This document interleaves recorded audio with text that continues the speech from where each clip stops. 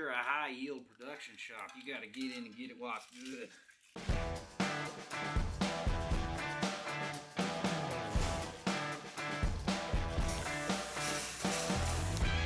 Big upgrade, and check out the sidewalls too.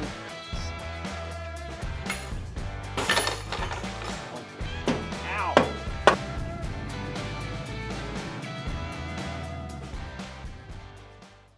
All right, so one of the first things we did to the Dodge here is upgrade the tires. So when we got the car, these are the bi-split tires that were on it. And as you can see, these tires have seen better days as they're starting to come apart. And the tread life, as you can tell, that tread depth is very thin, so they're halfway on the way of being a slick. But we've upgraded to these. These are Diamondback tires. They're made in South Carolina, or their white walls are finished in South Carolina. And these are also upgraded. We'll flip it over to a radial. So as many of you'll know, upgrading from a bi-split to a radial makes for a lot better ride, smoother, more durable tire too. So big upgrade. And check out the sidewalls too. Look how much wider that is than what came off. So what you been doing? Look at that. Well, they're still baking, but I had to take a peek real quick. Look at it. And that's powder coated silver. It gives a nice luster. Very nice. It's super hot, and you're trying not to get yourself burnt. You know, normal people would let it cool down, but I ain't 20 years old. loose there, loose here. It's got that piece of wire put on there. We just got to do it, grind all the powder off of it in them bad places, and I'll weld it back together. We'll be good for another 10 years. Made for going. All right, and now we're braiding up all these bolts here to get it ready to get this thing all powder coated. You got to make sure it's going to hold it. Now all the threads you're going to see here that goes on the torsion bars, where you adjust them, we're going to make sure to tape this up so it keeps it from getting any powder in it. And everything else you'll see, we're going to take a dye to it and clean the threads before we put it all back together. Awesome.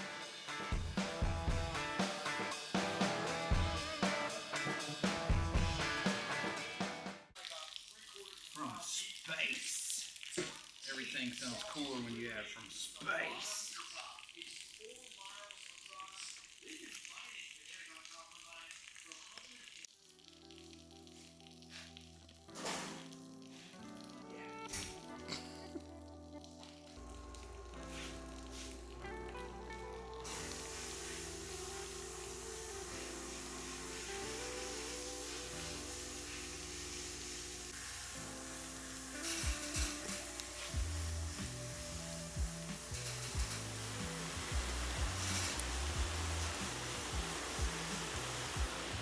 Good.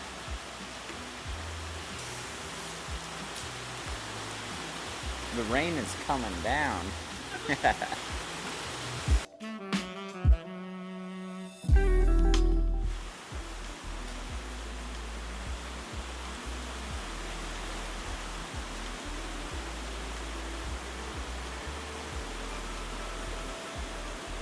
That's it.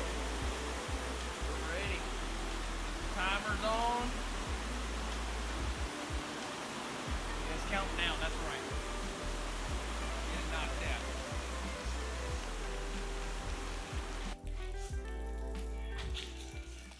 Some kids have easy bake ovens. We got an oven to make stuff pretty. This is hot.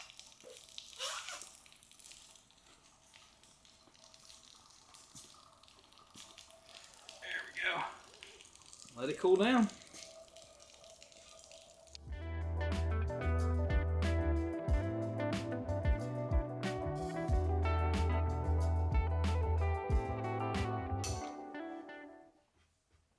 I think it's probably pretty good.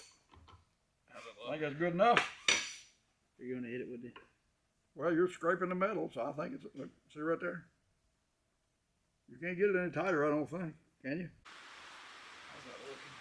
You got about 8 inches to go.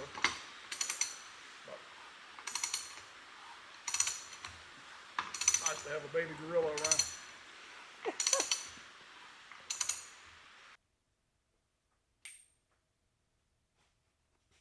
We gotta go further. You gotta go a lot further. That may not open up enough.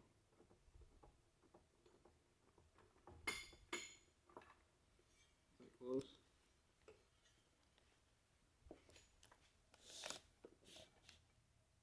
it go to the...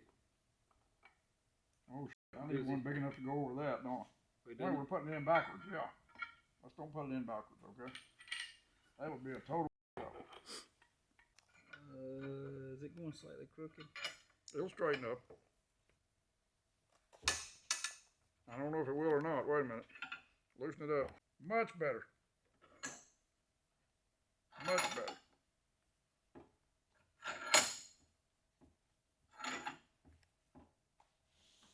Okay. Let's do it again.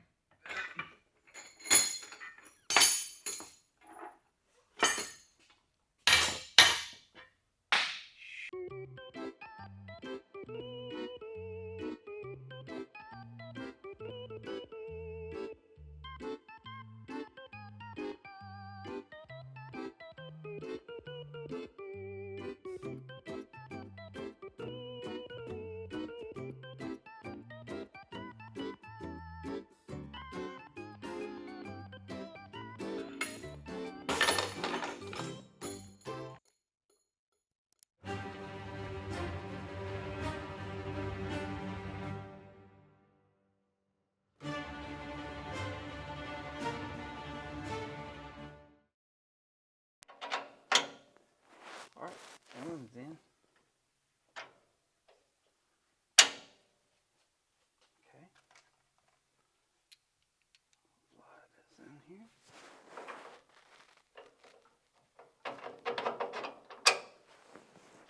Two's in. Now what we're going to do is put these in here and not tighten them.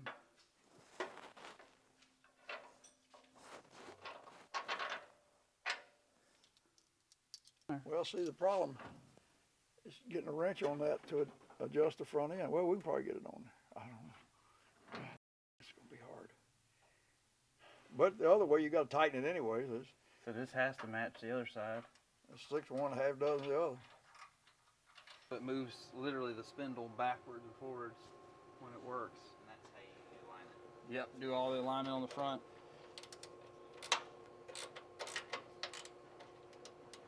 It's a fun process because Herb does it all. He's got the bowl balancer and, sorry, the turntables and the device that goes on the spindle or the hub.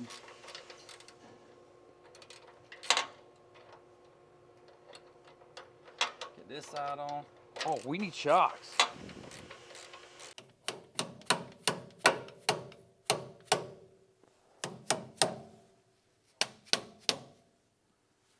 Come on.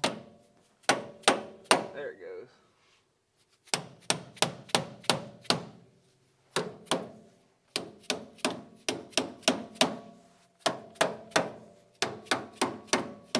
It's a snug fit. It's going. Ow! I wasn't supposed to hit my head on the fender. I hit the wrong thing. Whoops. Hey, we're actually looking really good. Bigger hammer makes big difference. That's what she said. Shh. Bad Robert. Everything on the driver's side is odd number. Everything on the passenger side is even, just like an engine.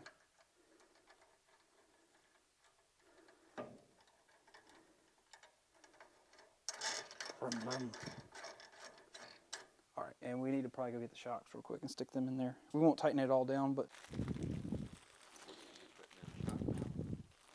yep, I'm gonna run over there and get a little bit. Does he have any silicone over here? All right, we'll slide that on. Slide on the washer. Slide the nut down. And nothing like new stuff just because it goes together so much easier.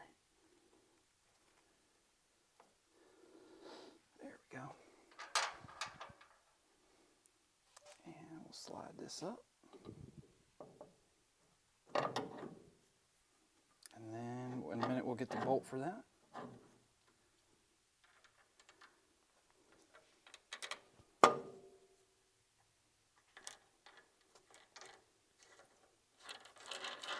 Now, hold on, I'll get the bolt.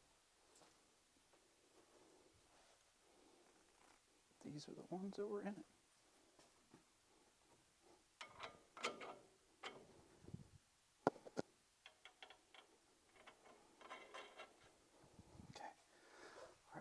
tighten them down. So now we're installing the upper ball joint, making sure to put the nut on, not dropping anything. As you can tell now, the car is looking a little bit more suspension-y, it's looking more correct. Keep on moving.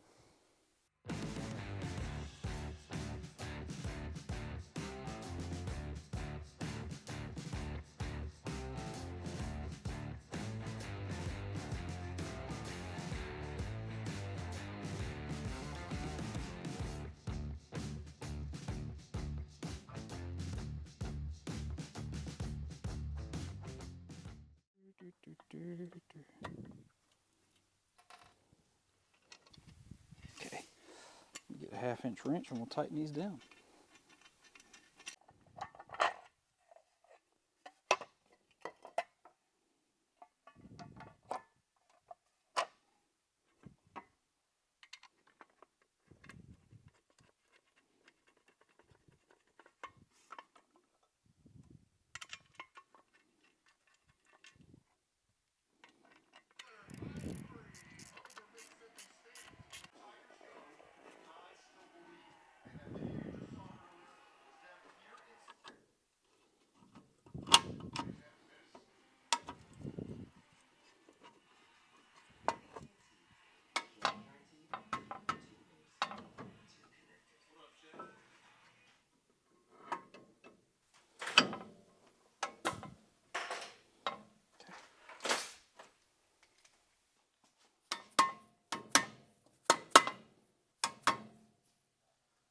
There we go.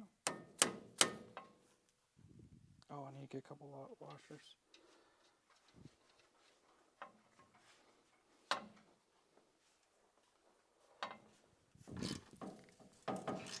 There.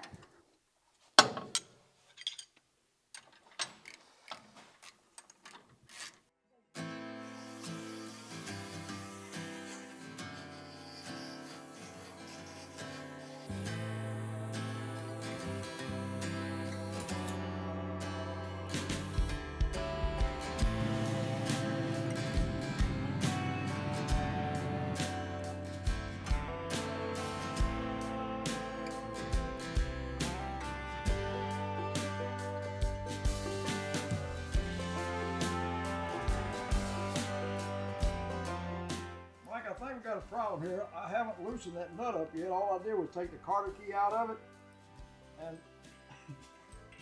that's how loose the washer is, with the carter key out of it. Usually it takes an impact wrench to get the nut off. We would have taken it off by hand. The other side we took off by hand, but I didn't have 30,000 extra clearance on the other side. Did you see if you had hoses for this? Any what? Brake hoses? I hadn't even looked. Do we not have? Are they the ones on there bad? I think I hooked them. There's a little bit of cracking on the rubber.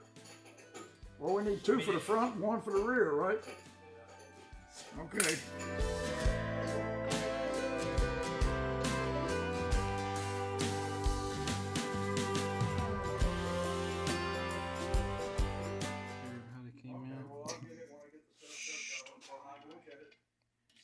That looks good. Tell us what you think. See ya.